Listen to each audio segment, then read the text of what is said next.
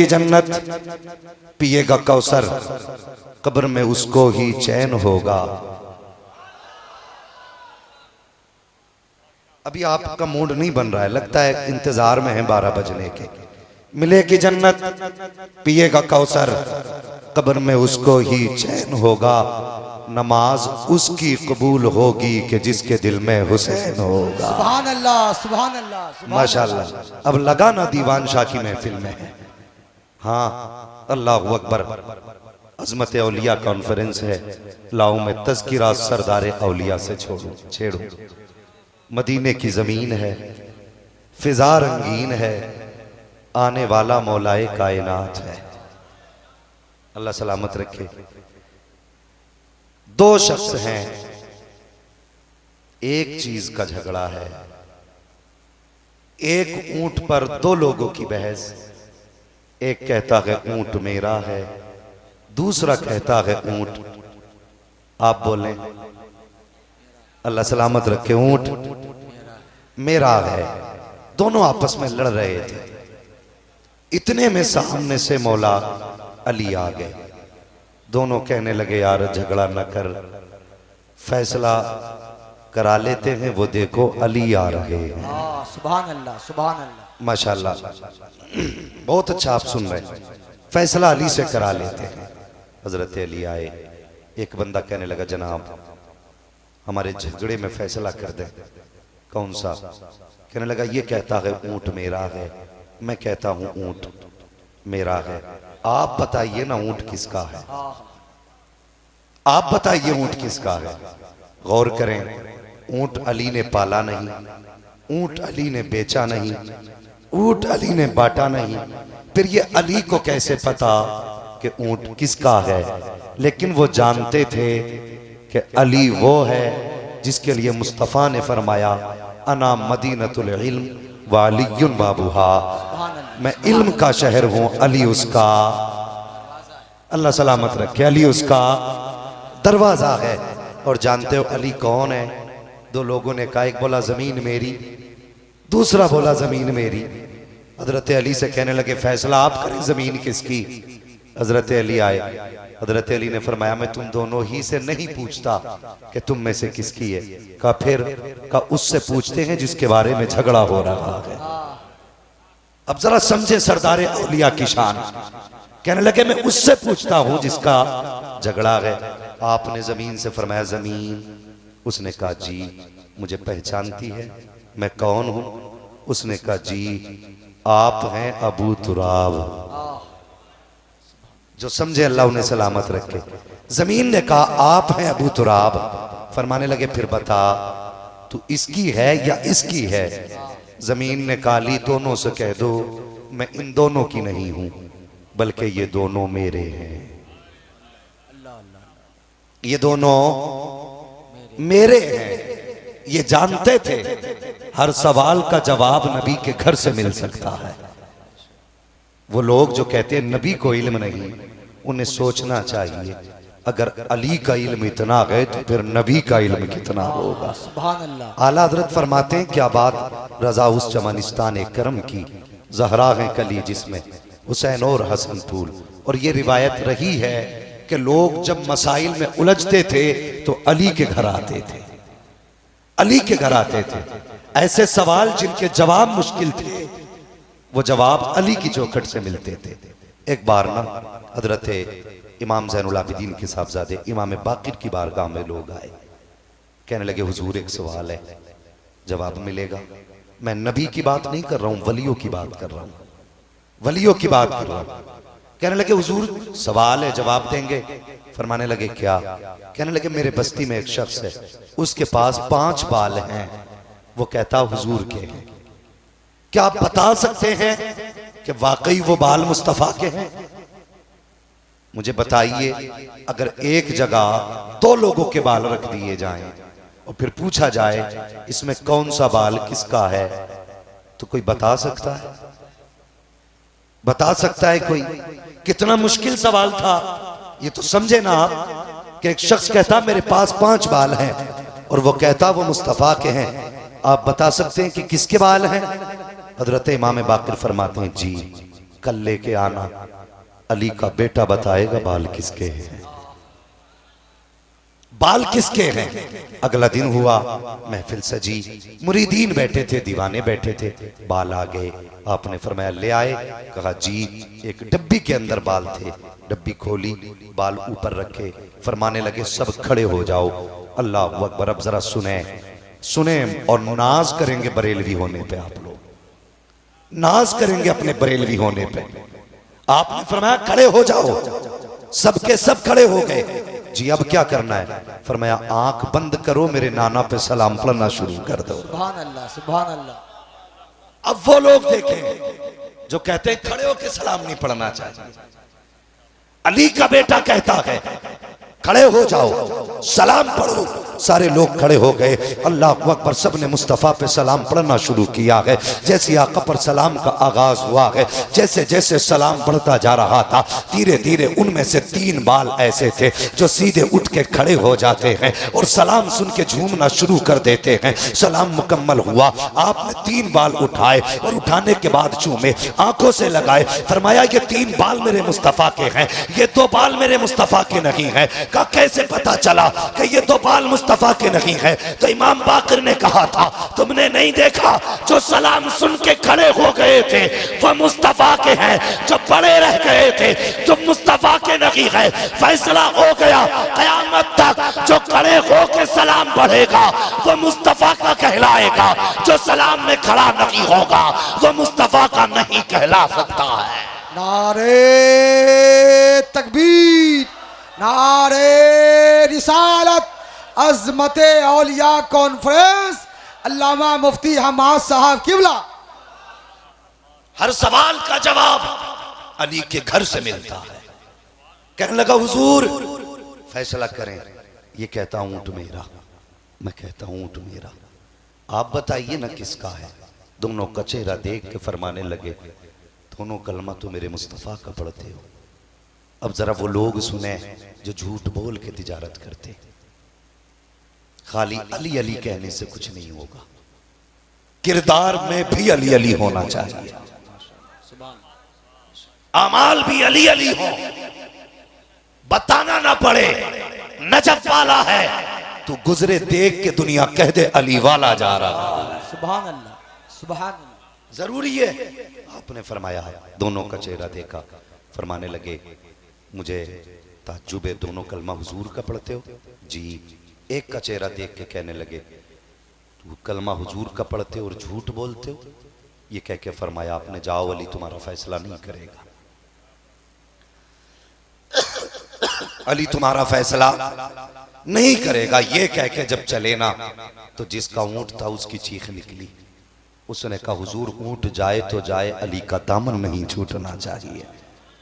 कदम पकड़े, हुजूर माफ कर दें, ऊंट ना मिले कोई बात नहीं, लेकिन अली नाराज ना हो। फरमाने लगे नाराजी की बात नहीं। उसने कहा हुजूर सच ये है ऊंट मेरा ही है। आपने फरमाया निशानी बता, अब जरा उसकी सुनो। उसने कहा हुजूर ये जो ऊंट है ना इसे ज़िबा किया जाए, इसकी खाल उतारी जाए, गोश्त अलग किया जाए, फिर इसका दिल निकाला जाए और दिल को बीच से काटा जाए। अगर दिल के अंदर जख्म का निशान हो तो ऊंट मेरा है, और अगर निशान ना हो तो फिर ऊंट की कीमत मैं देने तैयार हूं। बात बाहर की नहीं थी, बात अंदर की।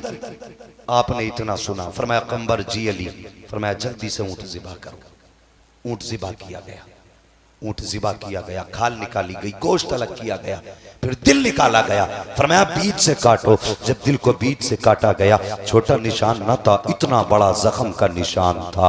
अल्लाह अकबर। हजरत अली ने फरमाया बता ये निशान तो अंदर की बात थी, तुझे कैसे पता चला कि ऊंट के दिल के अंदर जख्म का निशान है? उसने कहा या अली बात यह है कि इस ऊंटनी ने हमारे घर में बच्चा दिया था, बड़ा खूबसूरत बच्चा था। मोहल्ले की औरतें देखने के लिए आई, आई, किसी की नजर लग गई, बच्चा बीमार हुआ। मेरी माँ कहने लगी बेटे जरा जल्दी कर, कहीं ये मर ना जाए, जल्दी से इसे ज़िबा कर ले। अल्लाह अकबर। वो कहता हुजूर मेरी माँ ने कहा, मैंने जल्दी से ऊँट के बच्चे को लिटाया और ज़िबा करना शुरू किया। पीछे से मेरा बाप आया, उसने मेरे पीछे से घूंसा मारा और मार के कहने लगा जालिम तुझे शर्म नहीं आई? मैंने कहा अब्बा मैंने कौन सी खता की है, मैं ऊँट ज़िबा कर रहा हूँ, क्या मैंने अल्लाह का नाम नहीं लिया है या मैंने रब के नाम के बगैर ज़िबा किया? मेरे बाप ने कहा जालिम बात ये नहीं है। कहा फिर? कहा देखता नहीं है ऊँट के बच्चे को ज़िबा कर रहा है और ऊँट सामने खड़ा है। मैंने कहा फिर क्या हुआ? कहा तुझे नहीं देखता दिखाई देता कि जब तूने बच्चे को ज़िबा किया है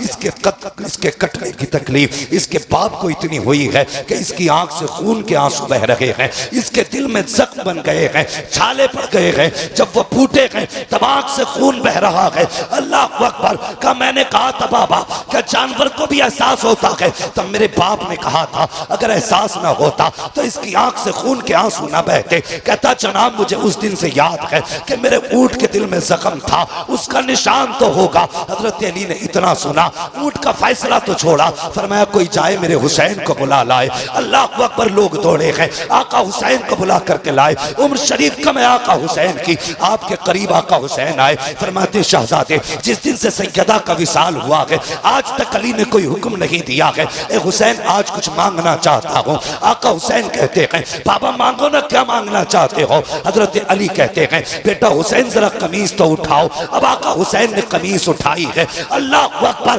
पूरा शहर हैरत में था जैसी कमीज उठी है। अली कभी सीना चूम रहे हैं, कभी बेटे के लबों को चूम रहे हैं, कभी माथे को चूम रहे हैं, सीना चूमते जा रहे हैं, रोते जा रहे हैं। कहते या अली बात समझ में नहीं आई, फैसला ऊँट का था, बेटे को चूमने की क्या जरूरत है? फरमाया तुमने नहीं देखा वो ऊँट था, ये मेरा हुसैन है, इसके सामने एक बच्चा कटा, इसके दिल पे जख्म आ गए, मेरे हुसैन के सामने तो 71 लाशें पड़ी होंगी, उस दिन कोई चूमने वाला नहीं होगा, इसलिए आज अली चूम रहा है।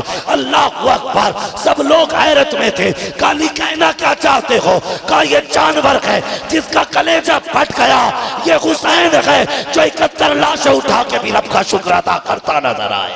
नारे तकबीर, नारे रिसालत, अजमते औलिया कॉन्फ्रेंस, सरजमीने चकमाल शरीफ। अल्लाह अकबर। एक दिन था कि अली सीना चूम रहे थे, फिर एक दिन ऐसा भी आया करबला के मैदान में मेरा हुसैन तन्हा बाकी है, तन्हा बाकी है। शहादत गहे उल्फत में कदम रखना है, लोग आसान समझते हैं मुसलमान होना।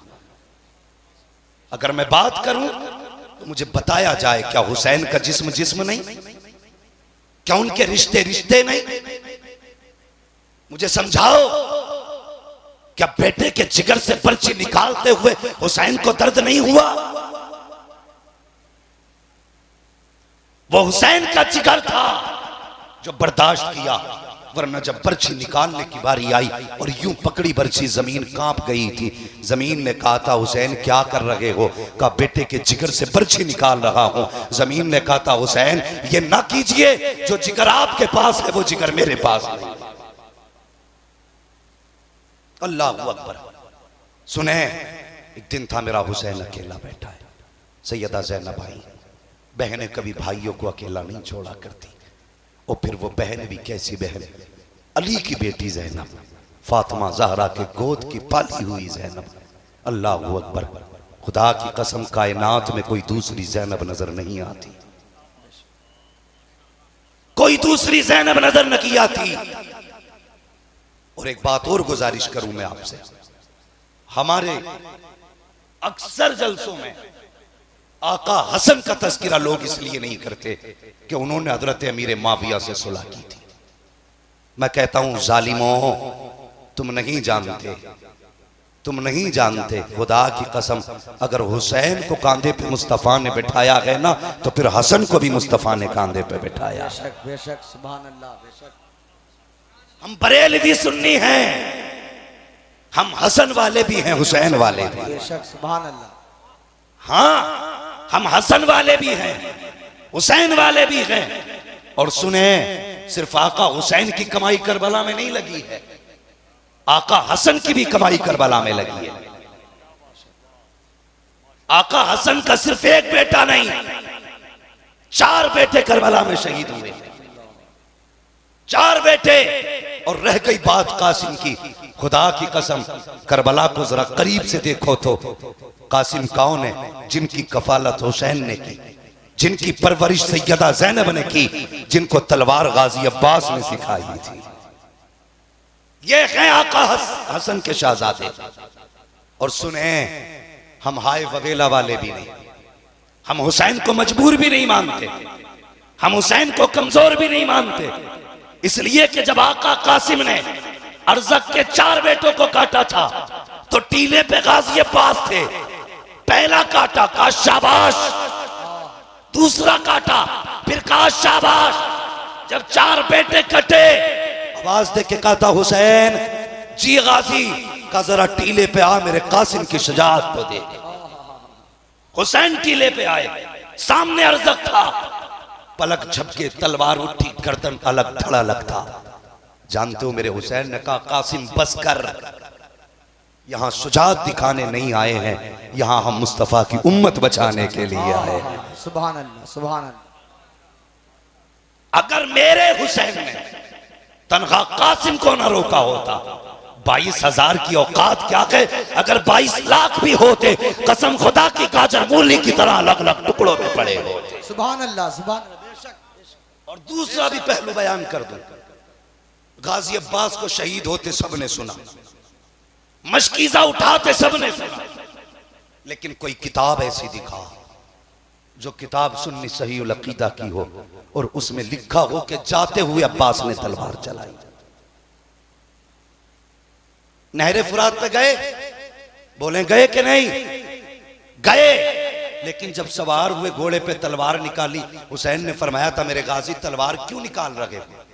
कहा हुजूर पहरा है नहरे फुरात पे। फरमाया खबरदार तलवार न चलाना। जी क्यों?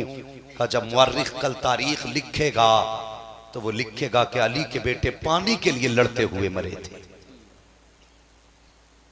कहा ऐसा मत करना, सिर्फ दिफा करना, पहल नहीं, वरना जानते हो गाजी अब्बास की लंबाई कितनी थी। जब आप असली नस्ली घोड़े पे बैठते थे तो आपके पैर जमीन पे लगा करते थे, और जब आप सवार होके चलते थे तो जानते हो जात अब्बास की होती थी, जलवे अली के नजर आया करते थे। ये शान थी गाजी अब्बास की। अल्लाह अकबर। तन्हा खेमे में हुसैन है, हाथ में जुल्फिकार बाबा अली की है, सर पे अमामा भाई हसन का है, कांधे पे चादर नाना मुस्तफा की है, टेक लगा के बैठे। अचानक आंख लगी, उठे, चौंक गए। सैयदा ज़ैनब ने कहा भाई खैर तो है? कहने लगे अभी अभी हुजूर ख्वाब में तशरीफ लाए थे। क्या कहा? हुजूर फरमा रहे थे हुसैन परेशान ना हो, कुछ देर की बात है, गौज़े कौसर पे मुलाकात होने वाली है। अल्लाह अकबर। बात बड़ी लंबी हो जाएगी, बस मैं बताना चाहता हूँ, सुने। फिर वो वक्त भी आया, मेरा हुसैन करबला के मैदान में सजदे में सर रखा, नमाज ने कहा था हुसैन मुझे तो कम से कम अदा कर। गोया हुसैन कह रहे थे नमाज आज ऐसा सजदा अदा करूंगा कि क़यामत तक नमाज हुसैन से पहचानी जाएगी। अल्लाह अकबर। फिर ऐसा सजदा कि आज तक नमाज को हुसैन की जात पे नाज है, आज तक नाज है।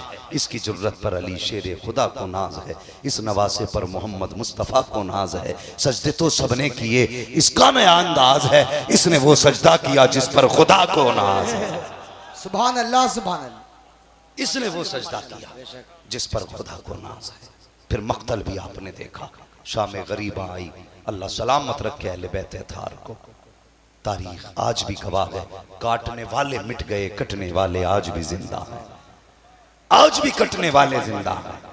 दुनिया के कोने कोने में चले जाओगे सैयद ज्यादा जरूर मिलेगा।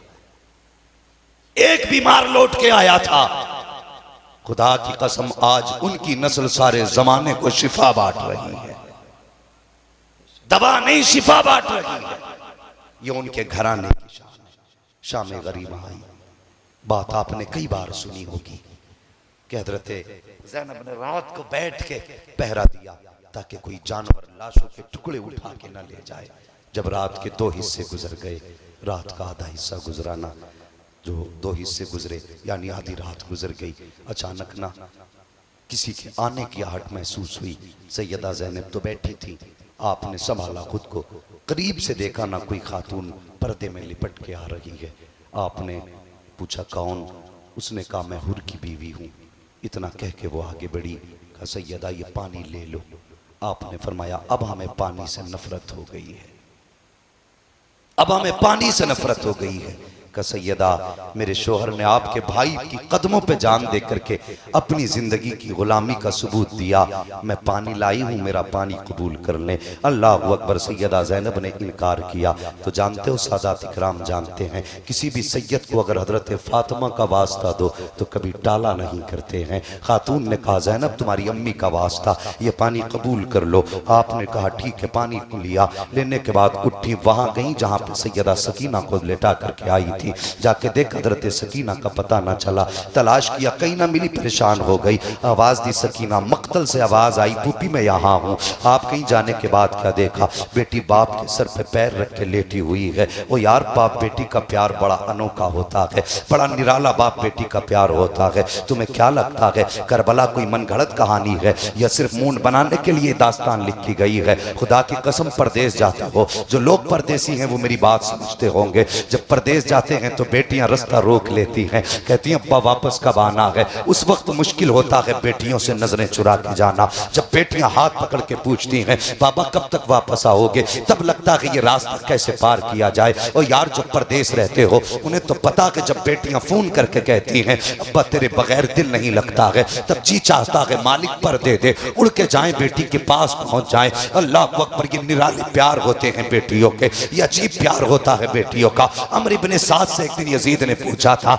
ए अमर इब्ने साद इतना बता, करबला की इतनी बड़ी जंग हुई, उसमें इतने शहीद हुए हैं, क्या तुझे एक बार भी हुसैन पर रहम आया कि नहीं? उसने कहा पूरी जंग में सिर्फ एक मर्तबा मुझे हुसैन पे तरस आया था। कहा किस वक्त? का जब हुसैन सवारी से नीचे उतरे थे, उस वक्त उनकी बेटी दौड़ करके आई और गले में हाथ डाला था, अपने बाप के माथे के जख्मों को साफ कर रही थी। कहा उस वक्त मुझे रहम आ रहा था। कहा मैं देख रहा था कि हुसैन की बेटी कभी बाप के लबों को चूम रही है, कभी माथे को चूम रही है। अल्लाह अकबर। का फिर हुसैन कहते हैं और जालिम नजरें फेर ले, मैं अपनी पर्दे वाली बेटी से मिल रहा हूँ। ओ हया नहीं चाहिए, अगर मेलों के नाम पर तेरी मेरी बेटियां बेपर्दा निकलती हैं तो बता ज़ैनब के जिगर पे क्या गुजरती होगी, सकीना के जिगर पे क्या गुजरती होगी। ऐसे जंग के माहौल में जब चारों तरफ से तीर चल रहे थे, दुश्मन मुहासबा किए हुए हैं, उस वक्त भी पर्दे का इतना लिहाज। फरमाते नजरें फेर ले, मैं अपनी पर्दे वाली बेटी से मिल रहा हूँ। कहते मैंने इतना सुना,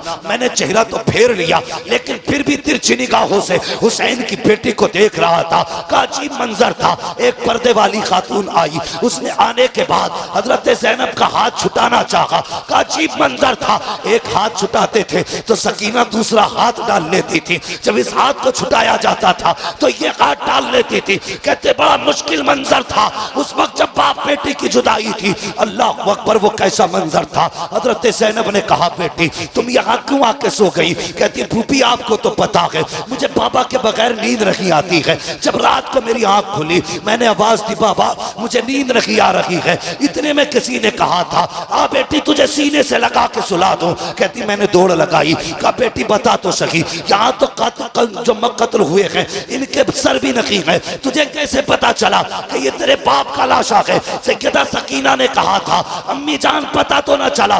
फूफी जान लेकिन बात ये है जब मैं करीब आई मैंने कहा कहाँ हो, मुझे बताओ तो सही। कहा किसी ने बाजू उठाए। कहा जब मैं करीब गई मैंने जाके क्या देखा, ये बदन मेरे बाप का है लेकिन मैं सीने पे सर रख के सोने वाली। आज जब सीने पे लेटना चाहा इतने जख्म मेरे बाप के सीने पे थे। अल्लाह अकबर। के लेटने जगाना थी, मैंने कदमों पे सर रख के सो गई। फूफी ने कहा चल बेटी ये पानी पी लीजिए। अल्लाह अकबर। अब उस घराने का सब्र देखो। ओ भाई भाई का हक मारने वालों, अपनों को उठा के जेल तक लेके जाने वालों, इंच इंच जमीन के लिए अपनों का गला काटने वालों, अपने आप को अली वाला कहलाते हो, इनके घराने की शान तो देखो। हम दूसरे के छीनने पे लगे हैं लेकिन इनके घर की सखावत देखो। हजरत ज़ैनब ने कहा था लो सकीना ये पानी पी लो। यार 3 दिन की प्यास है, सारे लोग नजरों के सामने शहीद हुए हैं, अगर पानी पी के इतनी शहादतें देख ले तो अलग सूख जाता है। है जिनके घर में 3 दिन की प्यास थी। हजरत ज़ैनब ने कहा था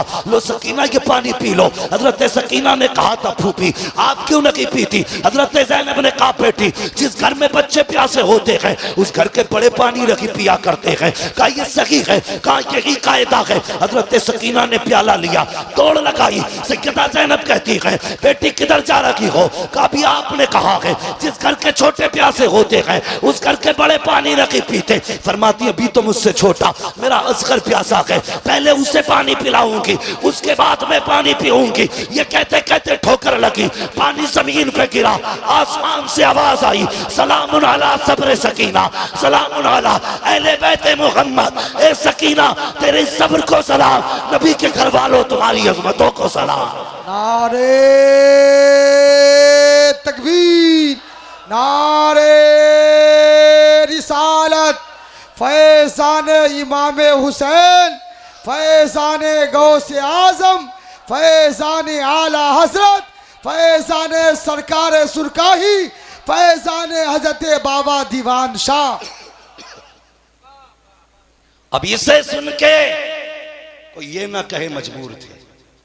वो खुदा की कसम तुझे इख्तियार बताऊं, जब ये काफिला करबला से चला, पूछो इन उलमा से, 72 नेज़ों पे 72 सर। कितने? नींद आ रही है तो फिर मत बोलिए। 72 नेज़ों पे 72, सारे बोले 72 सर, 64 औरतें, 26 बच्चे, एक ज़ैनुल आबिदीन। समझ गए? 72 नेज़े, 72 सर, 64 औरतें, 26 बच्चे, एक इमाम ज़ैनुल आबिदीन। और तारीख में सबसे पहले बेड़ी जिसके लिए बनी वो हुसैन के बेटे के लिए बनी है। पैरों में बेड़ियां, हाथों में हथकड़ी, गले में तोक। तोक इतना वजनी था कि इमाम सज्जाद ऐसे चल रहे थे जैसे नमाजी रुकू में हुआ करता है। ये वजन था। रास्ते से गुजरे, जब एक बस्ती में पहुंचे, एक राहिब निकला, कहने लगा बेकसूर कैदी मेरे हक में दुआ कर दे। सुने गौर से, बेकसूर कैदी मेरे हक में दुआ कर दे। आप फरमाने लगे तुझे कैसे पता मैं बेकसूर हूं? उसने कहा मेरी किताब में लिखा है। कहा क्या लिखा है? कहा मेरी किताब में लिखा है मुहर्रम के दिन होंगे, जुमे का दिन होगा, कादसिया का चौक होगा, 72 नेज़ों पे 72 सर होंगे, उन सरों में महफूज जबान होगी, उन जबानों पे जारी कुरान होगा। सुभान अल्लाह, सुभान अल्लाह, सुभान। का उन जबानों पे जारी कुरान होगा, का उनमें एक कैदी होगा जिसके हक में वो हाथ उठा देगा अल्लाह उसकी दुआ खाली नहीं रखेगा। फिर आपके हाथ उठे, कहने लगे अल्लाह कभी इसे किसी जालिम मुसलमान का कैदी ना बनाना। समझ सकते हो कैद की सऊबत? अल्लाह कभी इसे किसी जालिम मुसलमान का कैदी ना बनाना। उसने कहा यह कौन सी दुआ है? यह भी कोई दुआ? फरमाने लगे ये सबसे बड़ी दुआ है। कहा मैं समझा नहीं। फरमाया मेरी कमीज उठा। जब उसने कमीज उठाई, मुझे नहीं पता आप क्या सुन रहे हो और क्या सोच के बैठे हो, बस सुने अहले बैत से मोहब्बत करने वालों। जब उसने कमीज उठाई ना, आपकी पूरी कमर पे कोड़ों के सुर्ख निशान मौजूद थे।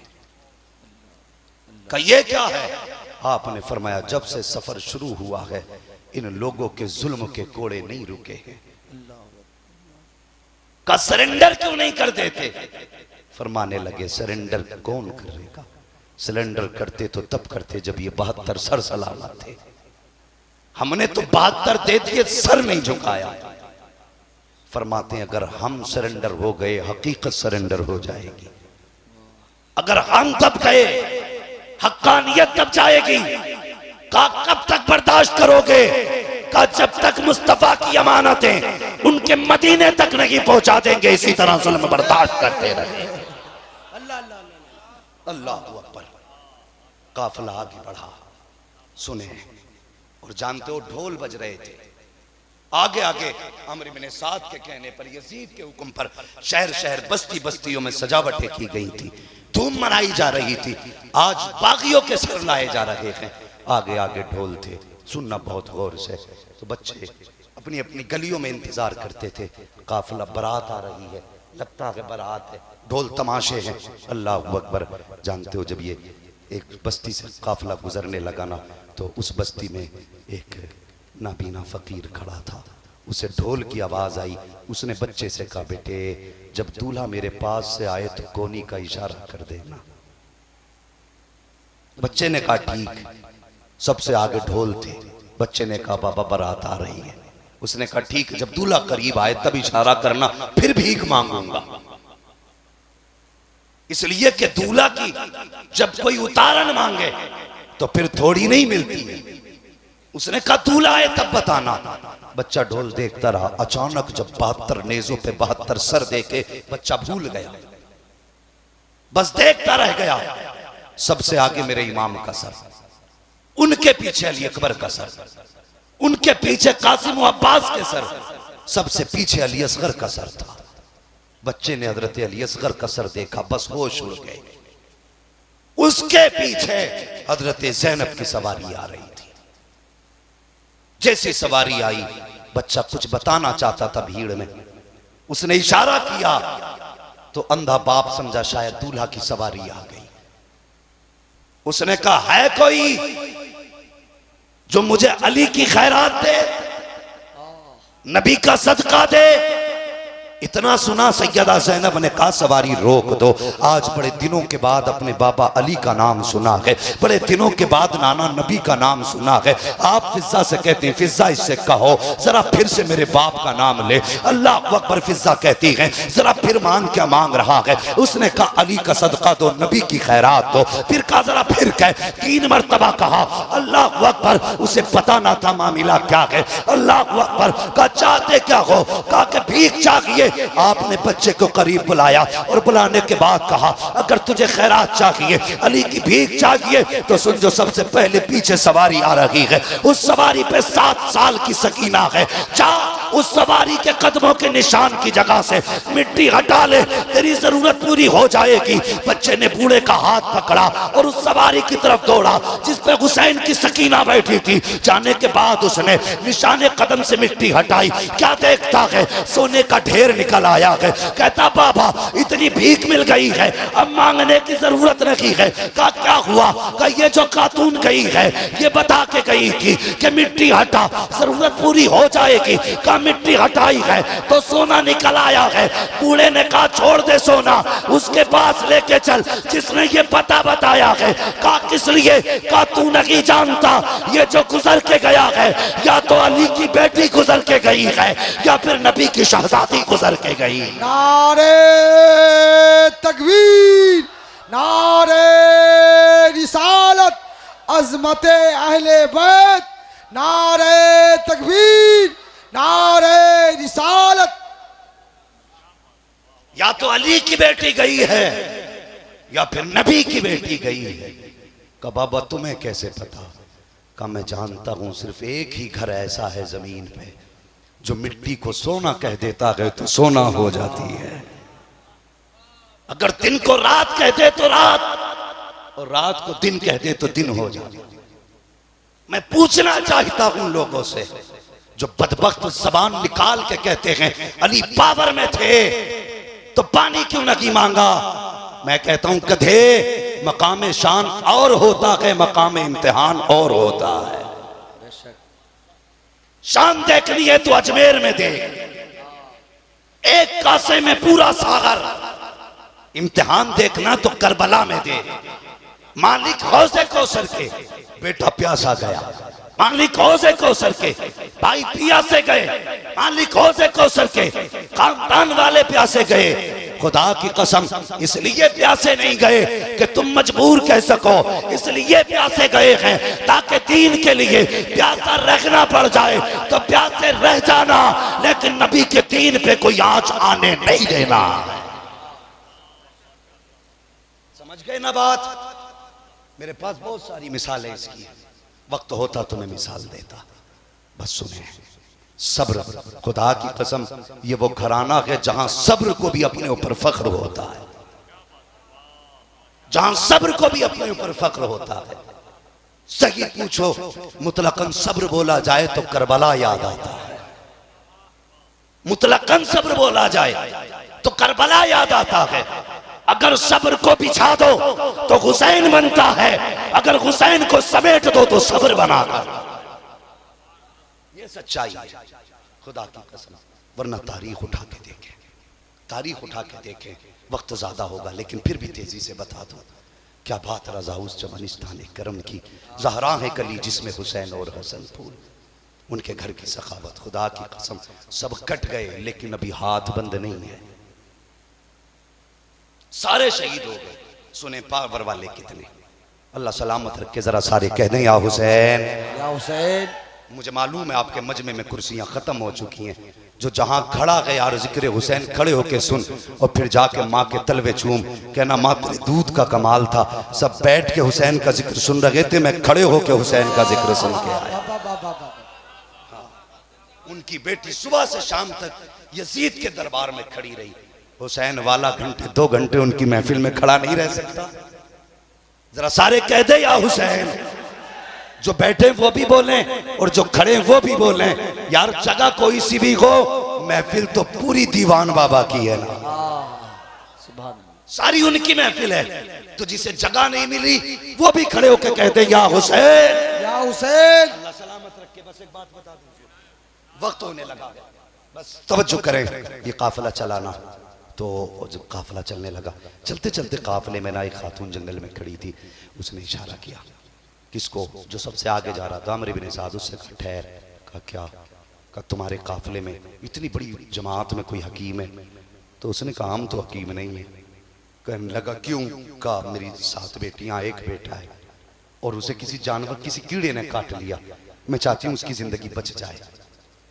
कहा तेरी गोद में क्या? उसने कहा 7 बेटियों का जेवर, ये सब ले ले, मेरे बेटे के लिए कोई इलाज बता।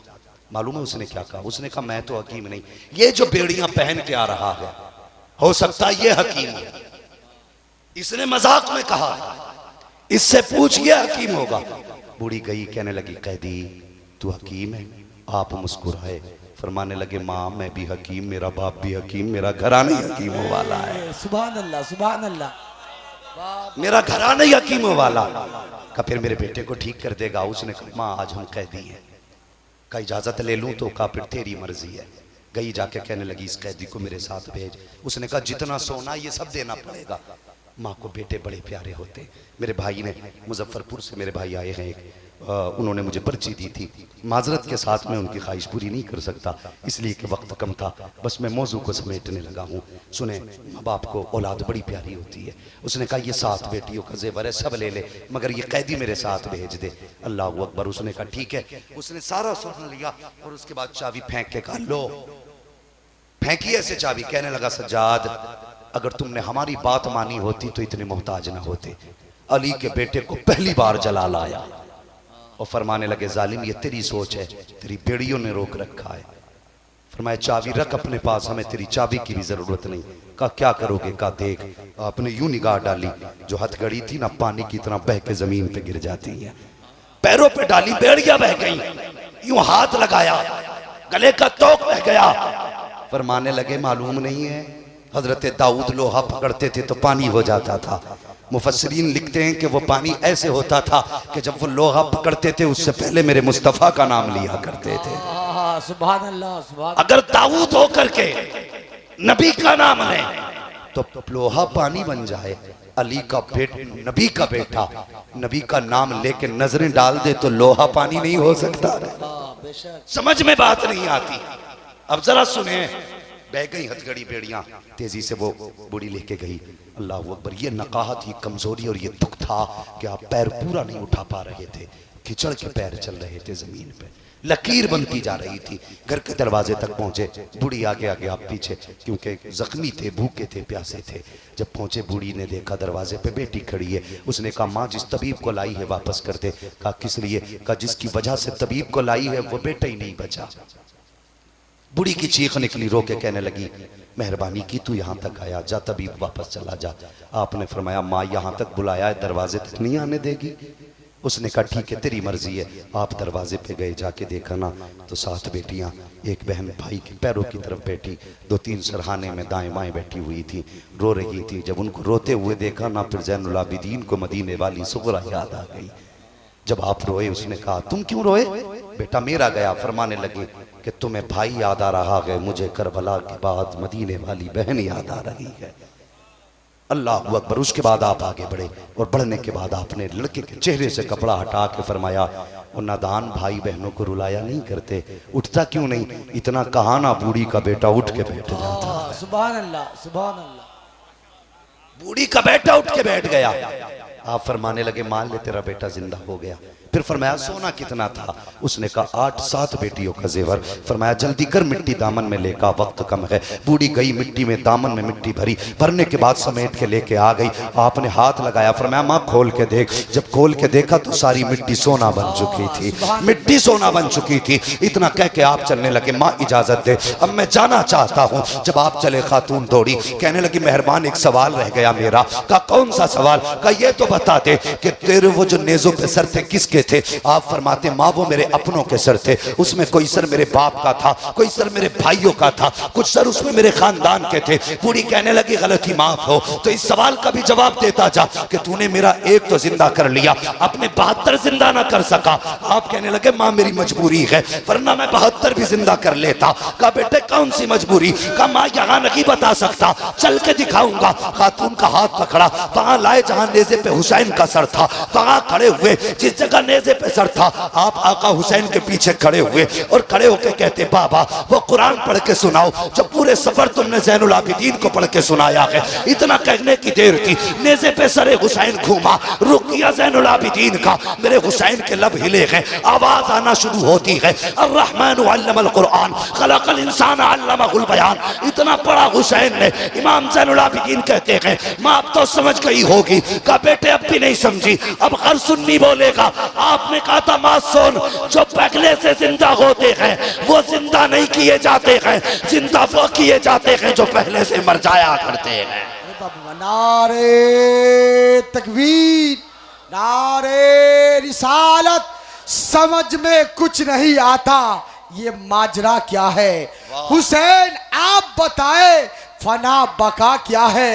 सरे हुसैन ने नेज़े पे जब पढ़ा कुरान, यजीदी सोच में गुम था कि फिर कटा क्या है। सुभान अल्लाह, अल्लाह सलामत रखे।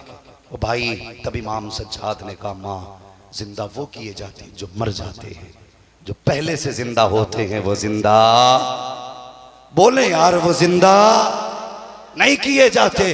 अल्लाह अकबर। पूरे काफिले को लेकर यजीद के दरबार और शाम से मदीने तक सैयदा ज़ैनब अपनी सरपरस्ती में लाई और मदीना शरीफ पहुंच के कहा था सज्जाद ये सामने क्या है? कहा हुजूर का रोज़ा, मुझे पता है ये हुजूर का मज़ार है। फरमाने लगी भूपी मुझे भी पता है कि तुम जानते हो, लेकिन सिर्फ तस्दीक कराना चाहती थी। उसके बाद कहा अब ज़रा रुख करो करबला की तरफ। सज्जाद ने रुख करबला की तरफ किया, आवाज़ दे के कहा हुसैन मैंने तेरी अमानत को मदीने तक पहुँचा दिया है, बचा के कूफे से आबिद को लेके आई है, कमर पे बारे इमामत उठा के लाई है, अली की बेटी को झुककर सलाम कर इस्लाम तेरी अमानतें घर तक बचा के लाई है।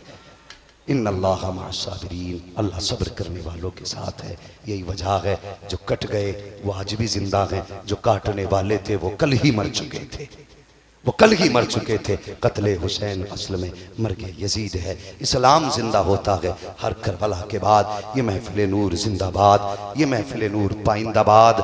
और बाबा दीवान शाह के दीवाने अल्लाह करे यूं ही सलामत रहें, मुस्कुराते रहें, सारे ज़माने में यूं ही जगमगाते रहें। बच्चों हुए अगलातों को माफ़ फरमाए रब्बे कायनात। ज़िंदगी ने दिया साथ फिर होगी मुलाकात, चमन रहा फूल खिलेंगे, ज़िंदगी रही फिर मिलेंगे। मुसाफिर हैं हम भी, मुसाफिर हो तुम भी, किसी मोड़ पर फिर मुलाकात होगी। फकीरान आए सदा कर चले, सदा खुश रहो ये दुआ कर चले। सारे लोग कलमा शरीफ पढ़ लीजिए, ला इलाहा इल्लल्लाहु मुहम्मदुर रसूलुल्लाह अस्तगफिरुल्लाह रब्बी मिन कुल्लि ज़ंबि व अतूबु इलैहि। अस्सलामु अलैकुम व रहमतुल्लाहि व बरकातुहू। एक वादा करें, सारे लोग बैठे रहेंगे, भाई दिलवर शाही आने वाले हैं, सोराब साहब आने वाले हैं, इंशाअल्लाह प्यारे अंदाज में प्यारे कलाम भी सुनने हैं, फिर सलाम होगा, इन उलमाए किराम की नूरानी गुफ्तगू होगी और पीर तरीक़त की भी ज़ियारत होगी इंशाअल्लाह। फिर देखना फैज़ाने दीवान कैसे बरसेगा। अस्सलामु अलैकुम व रहमतुल्लाहि व बरकातुहू।